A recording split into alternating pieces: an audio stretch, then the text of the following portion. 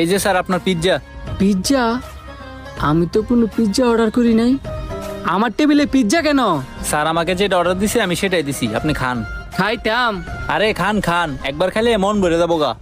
বাবা বাবা, ফ্রিতে এত বড় পিৎজা, এটা আবার আমি না খাইতাম পারি? কই ভাই, আমার টেবিলে তো এখনো খাবার আসে নাই। কিও ভাই, আপনি কি খাবার অর্ডার করছেন? এতক্ষণ লাগতাছে দিতে। আরে একটা পিৎজা অর্ডার করছিলাম, দেখেন না এখনো দিতেছে না। কি পিৎজা? তাইলে কি ভুল করে এই লোকটার পিৎজা আমি খেয়ে লিতেছি? আপনি আবার কি ভাবতেছেন পিৎজার অর্ডার কথা হইন না? কিছু ভাবতাছি না তো। আপনিও পিৎজা অর্ডার করছিলেন, পিৎজা যেহেতু আইতে লেট হইতেছে, আপনি আমার লগে বইয়া খান আইন।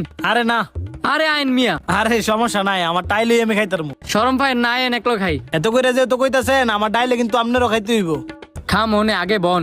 পিৎজা যে খাওয়াইতেছেন আপনার নাম ডাও জানলাম না, বাসাটা কই এটাও জানলাম না। আমার বাসা হচ্ছে আপনার সঙ্গীতা মোড়ে ন।